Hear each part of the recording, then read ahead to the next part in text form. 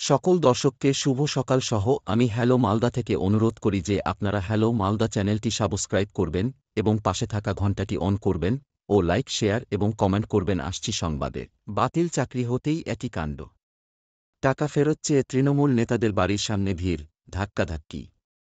গত সপ্তাহে এসএসসি নিয়োগ দুর্নীতি মামলায় রায়দান করেছে কলকাতা হাইকোর্ট। এক ধাক্কায় চাকরি হারিয়েছেন ২৫,৭৫৩ জন। বর্তমানে সেই নিয়ে উত্তাল রাজ্য রাজনীতি। এর মাঝেই সামনে এলো বড় খবর। হাইকোর্টের নির্দেশে চাকরি বাতিল হতেই তৃণমূল নেতাদের বাড়িতে বাড়ছে সাধারণ মানুষের ভিড়। ২০১৬ সালের প্যানেল বাতিলের পর পূর্ব মেদিনীপুরের নানান ব্লকে দেখা যাচ্ছে এমনই চিত্র। তৃণমূল নেতাদের বাড়ির সামনে সাধারণ মানুষের ভিড় দেখে স্বাভাবিকভাবেই গ্রামবাসীদের মনে নানান রকম প্রশ্ন দেখা দিচ্ছে। অনেককে কারণ জিজ্ঞেস করা হলেও কেউ জবাব দিতে চাননি। তবে গ্রামবাসীদের একাংশের দাবি, টাকার বিনিময়ে গ্রামের বহু স্কুলে চাকরির ব্যবস্থা করে দিয়েছিলেন তৃণমূল নেতারা। এবার আদালতের নির্দেশে বাতিল হয়েছে প্যানেল। এবার কি করণীয় সেই পরামর্শ নিতেই তৃণমূল নেতাদের বাড়ির সামনে আসছেন তারা। সপ্তাহান্তের দিন যেমন তমলুকের একজন নেতার বাড়ির সামনে ভোরবেলা থেকে লোকের ভিড় জমা হতে দেখা যায়। তাদের মধ্যে একজন ছিলেন নন্দকুমারের একটি বুথের তৃণমূল সভাপতি। আসছি পরে সংবাদে সঙ্গে থাকুন হ্যালো মালদা বাংলা নিউজ চ্যানেলের সাথে। কোনো অফিসারের নামে সিল পেয়েছেন? শুনেই এড বলল, রেশন দুর্নীতি মামলায় শোরগোল। রেশন দুর্নীতি মামলায় মঙ্গলবার ধৃত ব্যবসায়ী বিশ্বজিৎ দাস, বনগাঁ পুরসভার প্রাক্তন চেয়ারম্যান শঙ্কর আঢ্যকে নগর দায়রা আদালতে হাজির করানো হয়।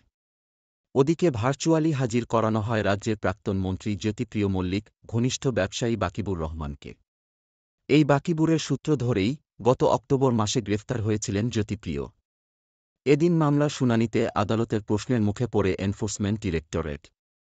আদালতে কেন্দ্রীয় তদন্তকারী সংস্থা ইডিকে উদ্দেশ্য করে বিচারপতি বলেন, রেশন মামলার তদন্তে এখনও পর্যন্ত কোনো সরকারি আধিকারিককে জিজ্ঞাসাবাদ করা হয়েছে। খাদ্য দফতরের কাউকে জিজ্ঞাসাবাদ করেছেন কি? জবাবে ইডি জানায়, অভিযোগ ছিল, রেশন দোকানে কম পরিমাণ খাদ্যপণ্যের যোগান দিয়ে বাকিটা আত্মসাৎ করেছেন অভিযুক্তরা।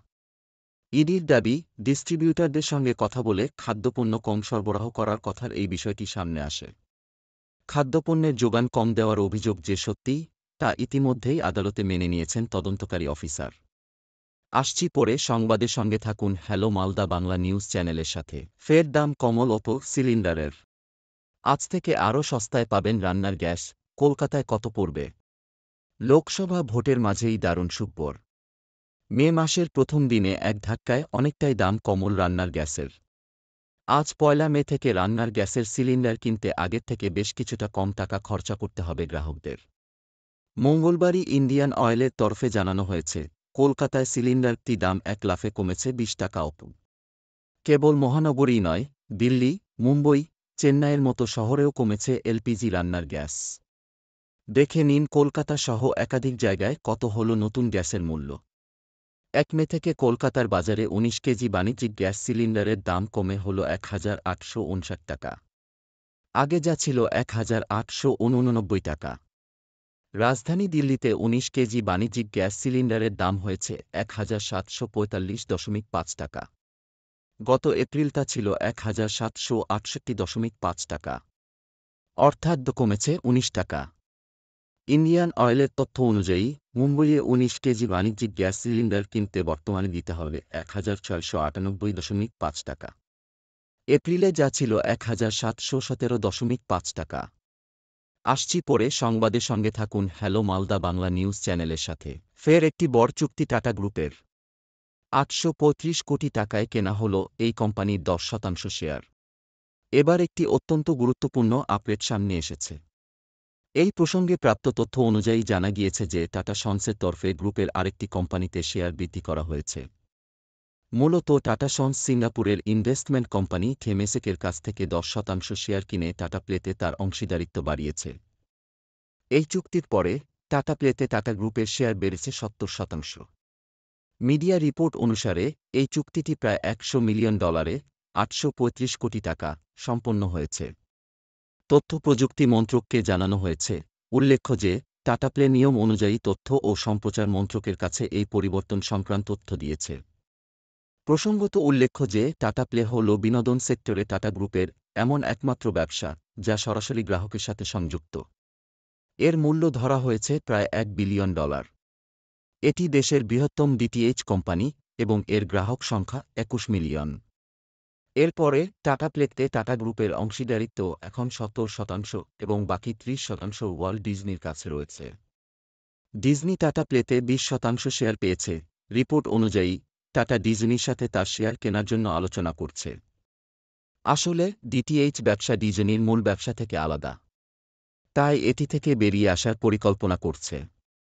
দেশে 21st সেঞ্চুরি ফক্সের ব্যবসা কেনার পর ডিজনি টাটা প্লেতে 20% শেয়ার পেয়েছে। ডিজনি তার স্টার ইন্ডিয়া ব্যবসাকে রিলায়েন্সের ওয়েকাম 18 এর সাথে সংযুক্তিকরণের সিদ্ধান্ত নিয়েছে। আসছি পরে সংবাদের সঙ্গে থাকুন হ্যালো মালদা বাংলা নিউজ চ্যানেলের সাথে। হঠাৎ আবহাওয়ার বদল, এবার ক্রিজে নামছে বৃষ্টি, কোনো জেলা ভিজবে। আবহাওয়ার খবর। সকালের আলো ফুটতেই যেন দুপুর, মাথার উপর জ্বলন্ত সূর্য।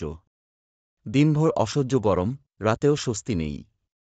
কলকাতা সহ গোটা দক্ষিণবঙ্গেই 40 ডিগ্রির ওপর তাপমাত্রা, কোথাও 45 ডিগ্রি ছুঁয়েছে তাপমাত্রা।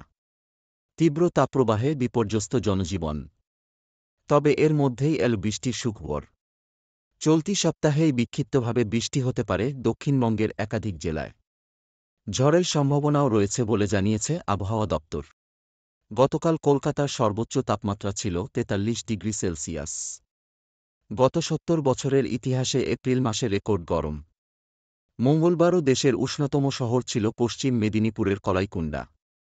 আপাতত শনিবার পর্যন্ত তাপমাত্রা আর না বাড়লেও কমারও সম্ভাবনা নেই।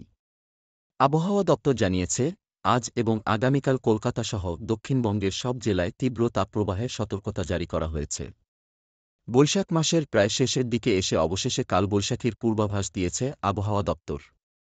রবিবার অর্থাৎ 5 মে থেকেই বৃষ্টি শুরু হতে পারে দক্ষিণবঙ্গে।